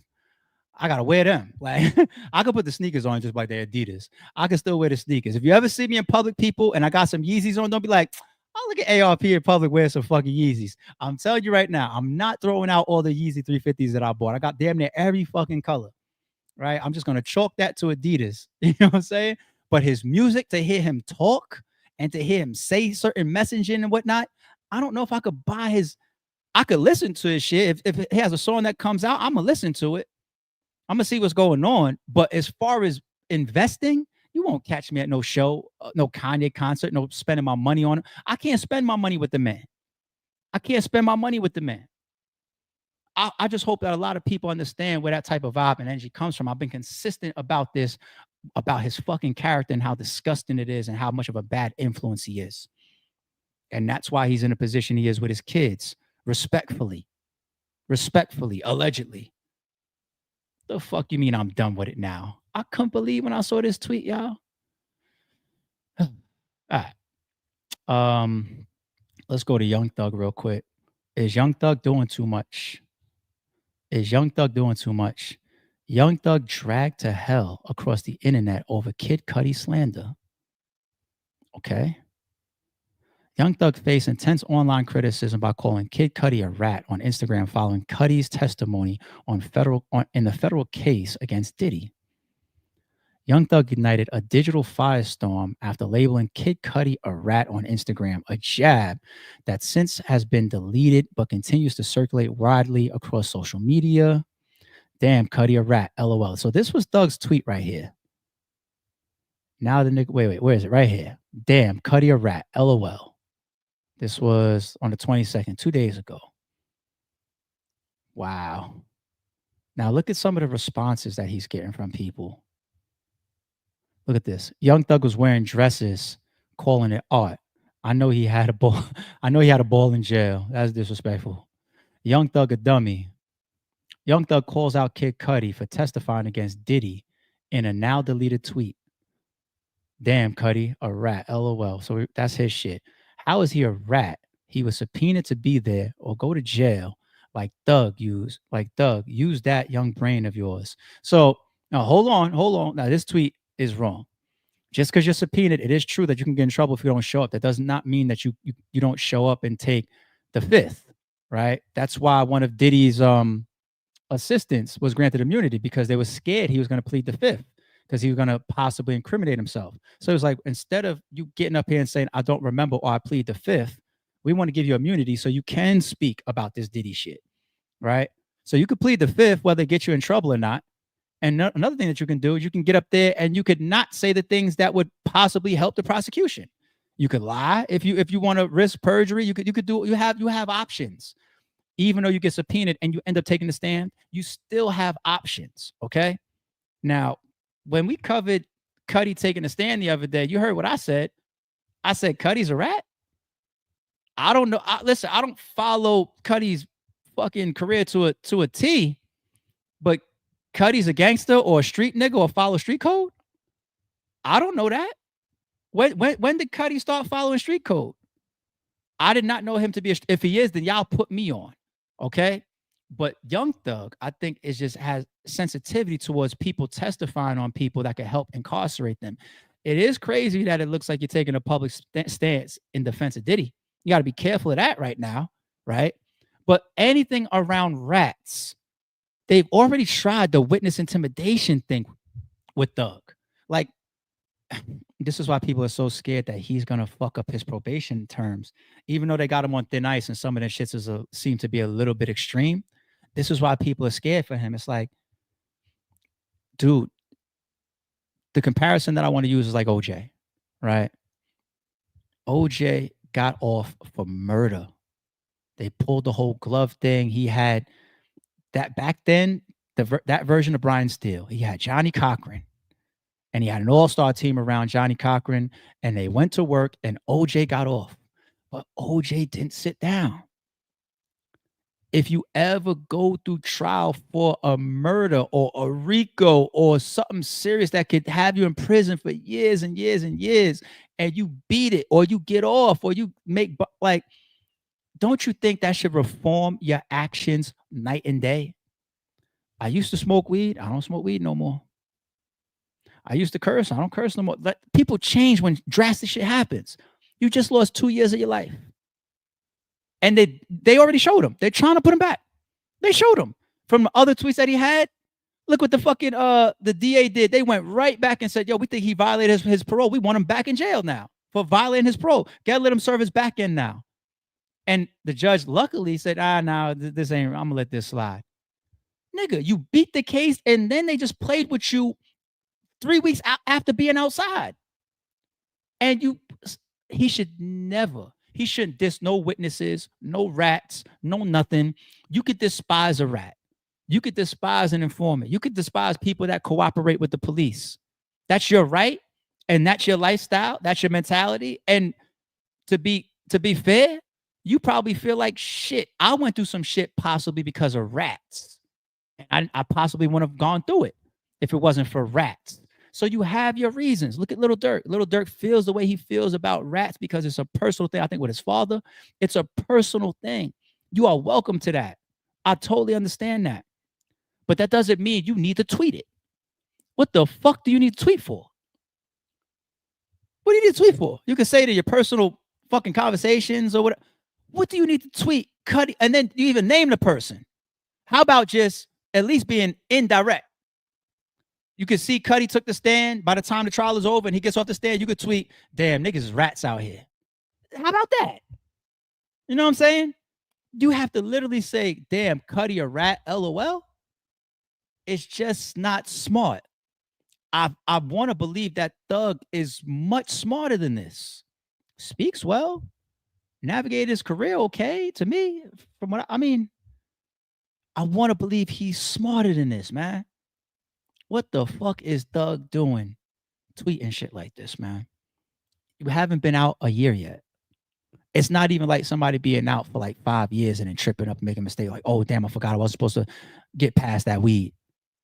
You haven't been out 1 year yet. Come on, Thug, clean this up, man. Like, people are actually rooting for you, dude. People are saying, be careful. Don't do that again. Please. We want to hear music from you, see videos from you. Be back to life. This is what his fans are saying. This other shit has got to be removed from your life going forward. Or just put your freedom in jeopardy. All right. I was going to go to the Diddy stuff in a longer segment, but I feel like I think we're all up to speed. You guys, if you guys have been seeing the recaps either in the lives or the clips that I've been putting on the channel, the recaps have been pretty detailed. And I've been giving y'all full honest reaction and opinion as we've been going. And I feel like we're pretty much up to speed. The only stuff that I was going to bring up today, if we felt that it was worth it, was pretty much recap stuff. Because I think court resumes Tuesday. I don't even think that court resumes Monday. I think court resumes Tuesday. Hayes, now 51, said he worked as a male exotic. Yeah, so we know that the story. I think that the biggest people, once again, to take the stand thus far is Cassie, the male sex worker, or exotic dancer, whichever one. Hayes, aka the Punisher, Cassie's best friend. Some of the assistants had some decent stuff, I think, that can be used.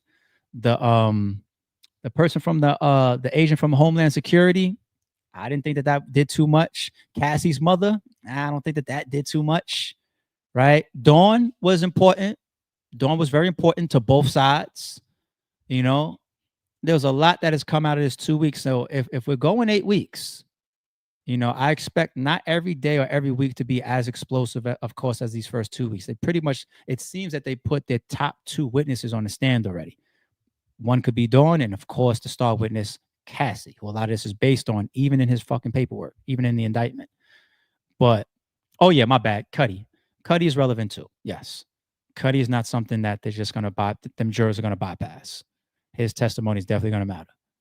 All right, but yeah, pictures that came in, all the descriptions of the multiple times of Diddy allegedly beating on this woman, the shitty work environment, okay, his assistants testifying what it was like, and you know, the demands and the shitty hours and everything. And some of that is cause to pause, and some of that is also, hey, I hear a lot of consent still. What the fuck is going on here? I hear a lot of good with the bad here, you know, but very relevant shit like this one right here. Paid $30,000 after Combs boomeranged a wooden hanger. So this was Cassie's best friend, said that she got paid and Cassie was in on it as well. Like she middleman the payment allegedly for her to just keep quiet after Diddy had hit her best friend over the head with a wooden hanger.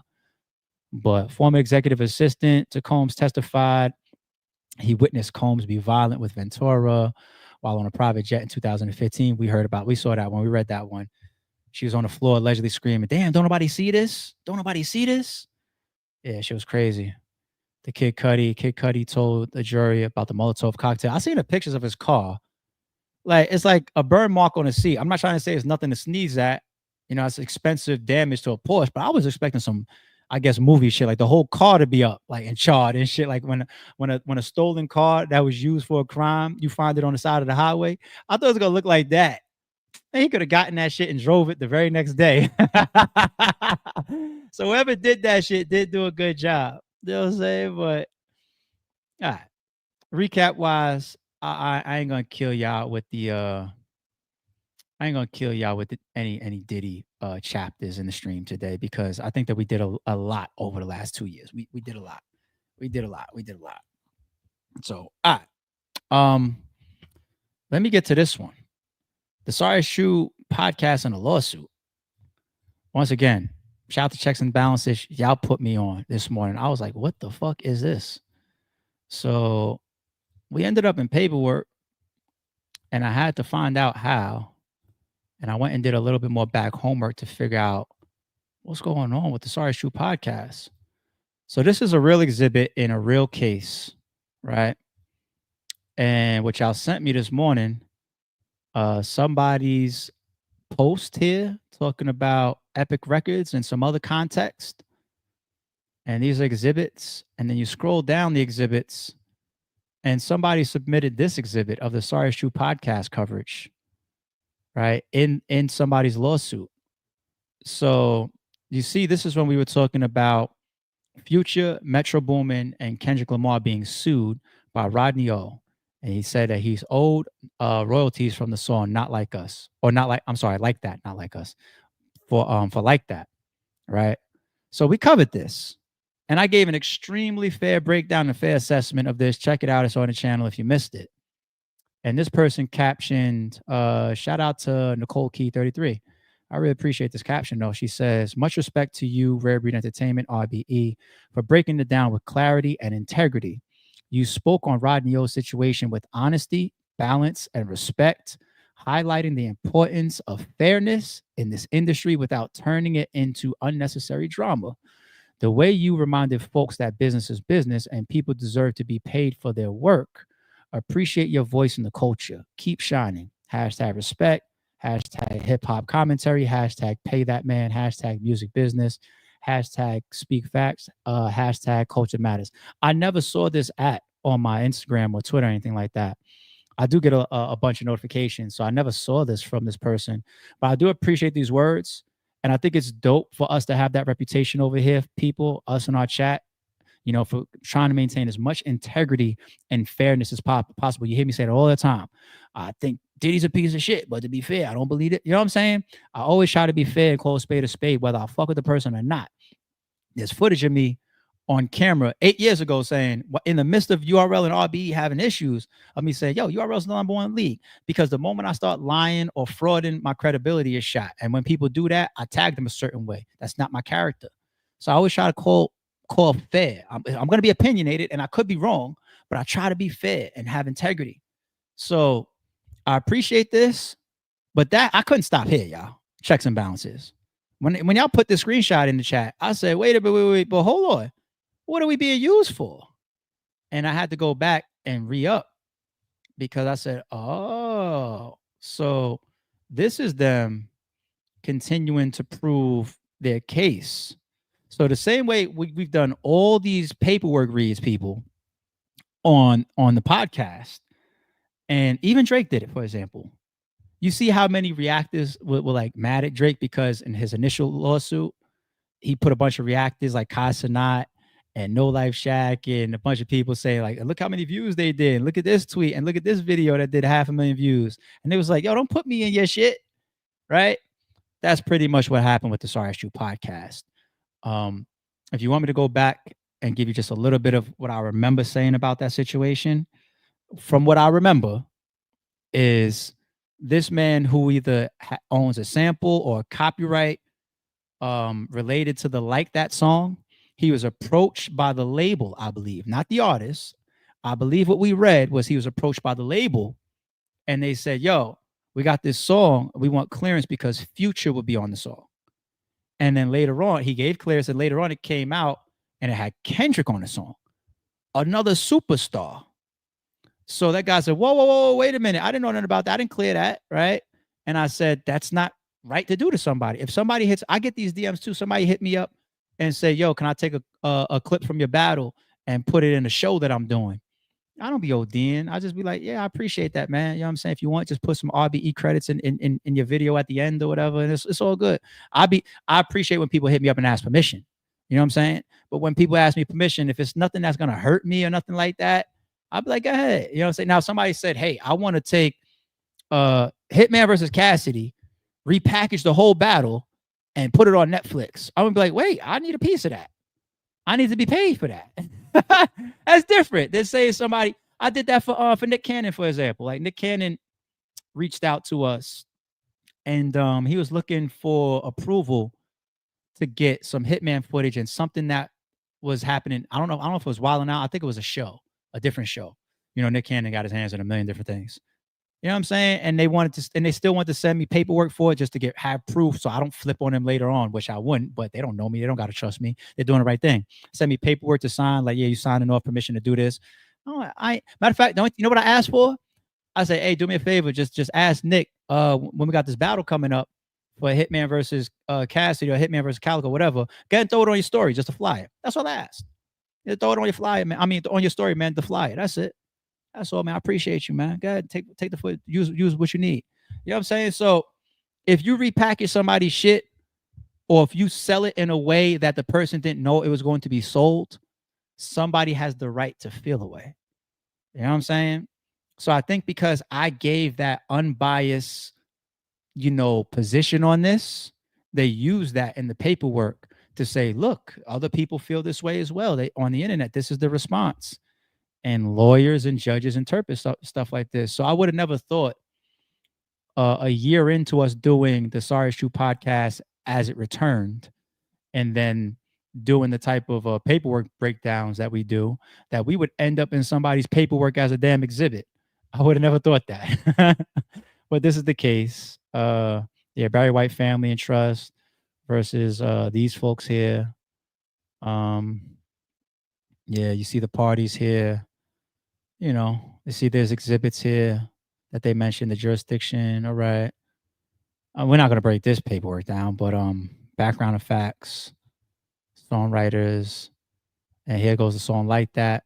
Like That is a song by American rapper Future and American record producer Metro Boomin, fellow American rapper Kendrick Lamar, etc., etc., etc.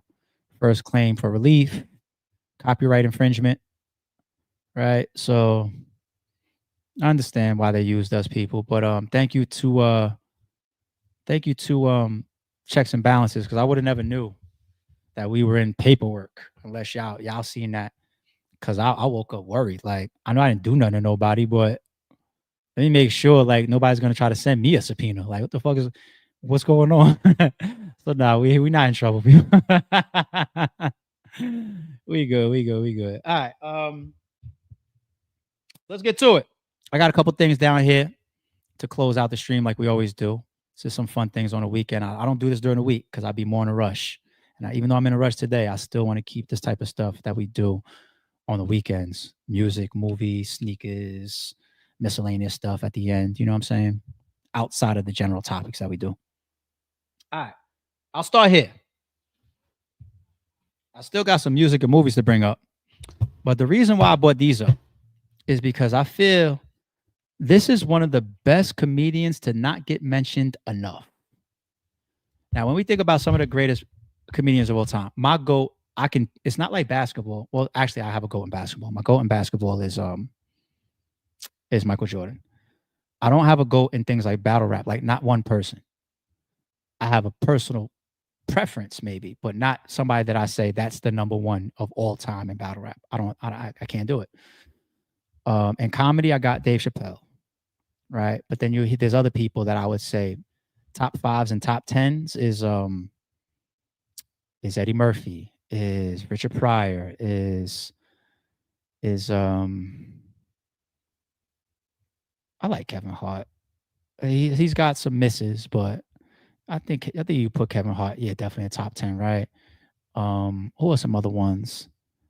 Martin. I love Martin. Chris Tucker, I've seen live a million times. He's solid. I don't know about top 10. Martin's in my top 10 though.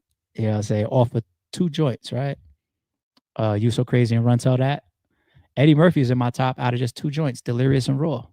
You know what I'm saying? This man doesn't get mentioned enough. George Carlin, man. George Carlin. You are all diseased. George Carlin doesn't get mentioned enough. I want to know why. Look at this one. Life is Worth Losing. He's insane. He's insane. This man was insane. It's bad for you. He's insane. The thing about George Carlin was able to turn serious topics and saying things that people were scared to say into comedy. And he did so many jewels in his shit. Like when he did a skit one time breaking down airport security. He was like, airports and the security that they have there, it's just meant to fuck you mentally, make you feel like, or be reminded that you're under their control, right? You can never secure a place that has that much access. And when you think about it, logically, that makes sense. If 1 million people have access to going in and out of these different places, how could you make sure that no knives and razor blades or guns end up in there, right? It's impossible. Too many people have access. I said the same thing about post 9/11.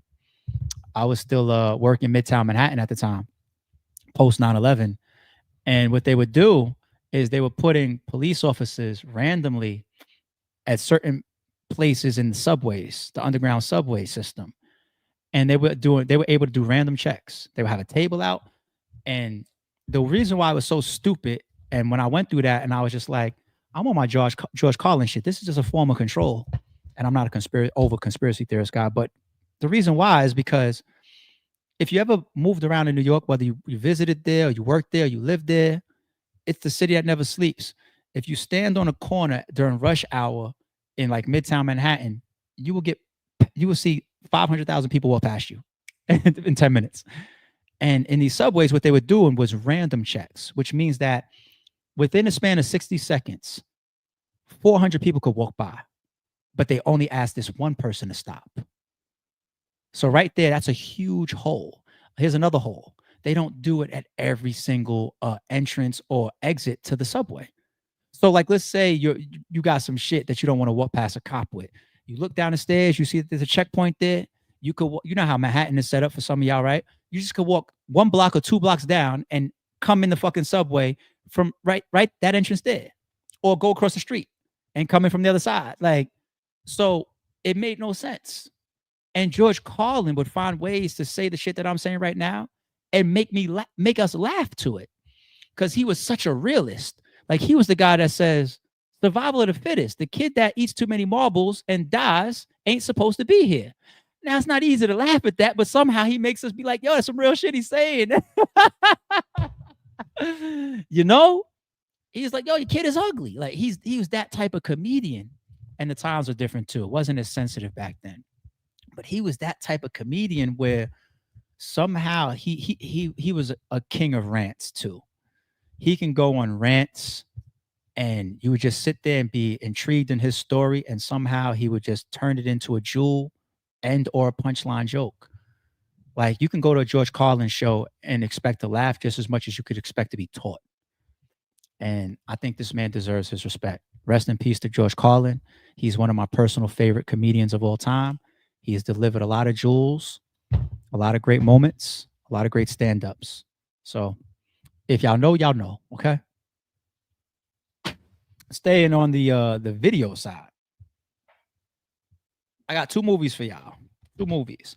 I like when I bring up movies too, because every once in a while I'm talking about movies that some of y'all haven't seen. Like, we had one of our members a couple weeks ago. I brought up the movie Inception, and she was like, yo, I didn't see that. And I was like, go watch it right now. And she sent me a DM screenshot where she had it. I was like, good job. Inception is a classic to me. I like the concept of it is so dope, and it's such a great action movie. Lord of War.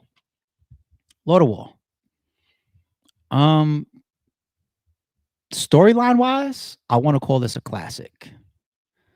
I know I don't want to throw around the word classic too much, but this might be a classic.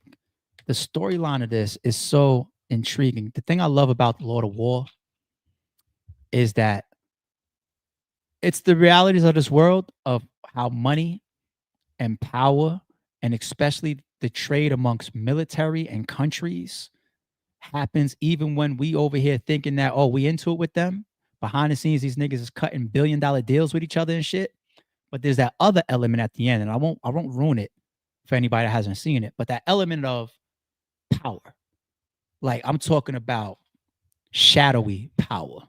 The type of power where a phone call gets made, if y'all know what I'm talking about, and everything stops. Everything that is supposed to be happening still stops. Because you think that, you know, this boss right here, and then that boss right here, and then that boss, and you don't know who's up over here, and there's still 20 levels above that. There's 10 levels possibly above the president that we don't see, right? President's a face to me. Spearhead, spokesperson, whatever, right? But the levels of power that is shadowy, that billionaire you're sitting next to on a train and you have no clue. What does the person that owns, I don't know, Costco look like? I don't know. What does the person that owns Nike look like? I don't even know what he looks like. I don't know their name. I can't remember their name. What's their name? I might be tripping with the Nike one, but what's their name? I could use anything behind me. Bear Bricks, probably making billions of dollars. Who owns it? I don't know. Could be sitting next to someone on a subway right now. I don't know. Who's calling shots in me streaming right now? I don't know. And these power figures that are just out of sight, out of mind is so intriguing. That element is very strong to me here in this movie, but it's a great movie. I might go classic, yeah. And one more movie. You ever see this one? I won't go classic. I want to maintain that word, but this is a very, very good movie. Y'all ever see The Gray? Don't watch The Gray if you got to fly soon. Okay, if you got to fly soon, it's that's probably where I feel the most unstable is in the air. Even if you fly 1,000,000 times, in the middle of your stuff, you still happy as shit when the fucking them wheels hit the ground. Keep it 1,000. So don't watch it if you got to fly. But this man and his team, it's a story of a group of people that was on a flight that crashed in like these snowy mountains, and they were being hunted by a pack of wolves, and they also had to endure the weather and things like hypothermia and it was a survival movie. And it was crazy. The wolves was going up in this movie. Yeah, Jay, the ending is sick. Yeah, the ending is sick. The wolves was going up in this movie, B. One thing I will scare you about with this movie, if you haven't seen it, other than the fear that you will have if you got a fly suit. This, I've never died before. Thank God. God's blessings, right? But I don't know why, but for some reason, there's a scene after they crash land and somebody's on a plane dying. And for some reason, the scene just feels too real. It feels more real than anything. And it's also the way that he's talking to the person that's dying. It spooks you out. I don't know. They put so much into this scene of a man dying, or in his last moments. You could tell that oh, that's what they're going for. They're going for one of these type of scenes that is so memorable and just hits. Because fast forward, I don't know how long ago this came out. It could be 10, 15 years ago. I still think about that scene from this movie only. Like no other scene made me feel like that. Yeah, there's cannibalism and I think too. Yeah, I think so. I forget. But shout out to Avis. The death scene in here of dude that was on a plane after they crash landed. It felt too real. Like, you got to see it to understand what I'm talking about, people. It'll spook you out a little bit. It'll definitely spook you out a little bit. But all right, let me get to some music real quick.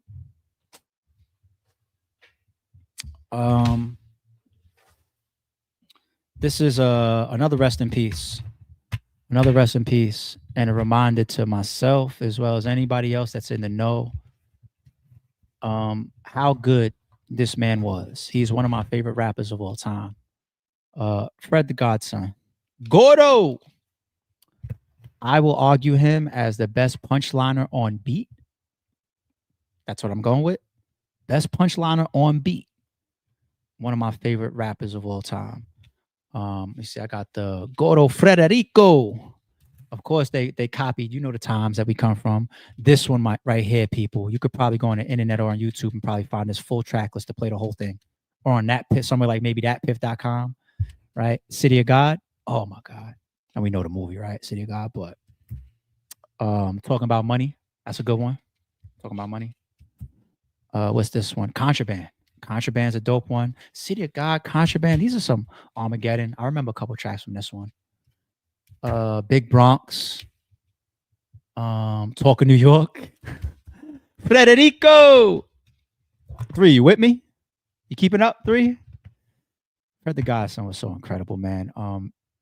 He passed during the whole COVID stuff. Right? Remember the story of Fred the Godson? I think he had something that was like respiratory related. And he got his name Fred the Godson because he was pretty much told by a doctor that him being able to rap or whatever, or his being able to maintain a voice like that, which it takes to record music and stuff, he's not really supposed to be able to do because of his condition. But he was able to be one of the best at rapping. Another example of that is who's Pacquiao? Who was his most notable trainer? Is it Freddie Roach? Freddie Roach, the white guy that has the was it like Parkinson's or the shaking like Muhammad Ali had as well, like the shaking. The thing about him is when he's in the ring training, and is gloving up with his fighters, he was fine. He wasn't shaking. Right. The moment he gets out the ring, he's not shaking and everything. It's just regular life. He's shaking. Just like Easy to Block. Easy to Block. When you hear him talk, he has that stutter. You don't hear that when he raps, though, right? You don't hear him up on stage trying to deliver his punchline. All of a sudden, he gets stuck in his bar. Nah, somehow he's able to go through it, but it doesn't happen when he talks, though. And those are very unique situations that I feel like, God blessed you to be able to do your craft. And Fred the Godson had one of those situations. You know what I'm saying? He blessed you to be able to do your craft or what you was possibly put on earth to do: train, make music, battle rap. You know what I'm saying? So I think that's dope. Shout out to Freddie Roach. Shout out to Fred the Godson. Rest in peace. Shout out to Easy to Block. I think those are 3 examples that just show something like that. Respect your blessings. And last but not least, still on the music side, 3. I'm so heavy with this, man. I know I do albums. I know I do mixtapes, but you know something else I could do 3? I could even do singles. B. You got it? Do you know it? You should know what this is the moment you see bad meets evil. You should know what that is as soon as you see that. Right? It's not about the women, right? When I say bad meets evil, you know what that is, correct? Okay, cool. Because it's these 2 guys, right? It's these 2 guys. And one of them to me is one of the only people that can go bar for bar across a whole album with Eminem. Race to 5'9". Yeah, but this was a maxi single. This had Bad Meets Evil on it. Nothing to Do. I'm the King. Yeah, this had like 4 tracks on it. Remember the era of maxi singles? Rest in peace, baby girl. Aaliyah, the Dr. Dolittle soundtrack. I got it. Yeah, I got it. Are You That Somebody? The album version, the instrumental, and the acapella. This is why buying CDs was so dope back then. I know it's a streaming world now, but you get the CD, you get the instrumental, you get the acapella, you get the album version, you get a little book. You know, like, damn, I miss this era, B. I miss this era. And ladies, don't be mad at me, but a vision running walking by, her ran to spark my fire. Her feet hurt, so you know she wanna ride, but she's stunting like she can't say hi. What? Y'all chicks say getting nada. Your pussy ain't worth the Ramada. Even though your friend looks hotter. And so we got a lot of. I don't want no. Yo, who was in the club at that time? Because the DJs would play on that shit. The Pigeons would play Scrubs by TLC, and all the ladies would go up. And the fellas would be like, all right, if this DJ don't play, he a sucker. But all right, wait, so, and then you hold us down, and then Pigeons would come on. It would be like a battle, like of the worlds, of the man versus the women in the club. This shit was so dope. Were you there? If you wasn't there during those times, I'm telling you, there was incredible times. This was one of the most fun battles ever.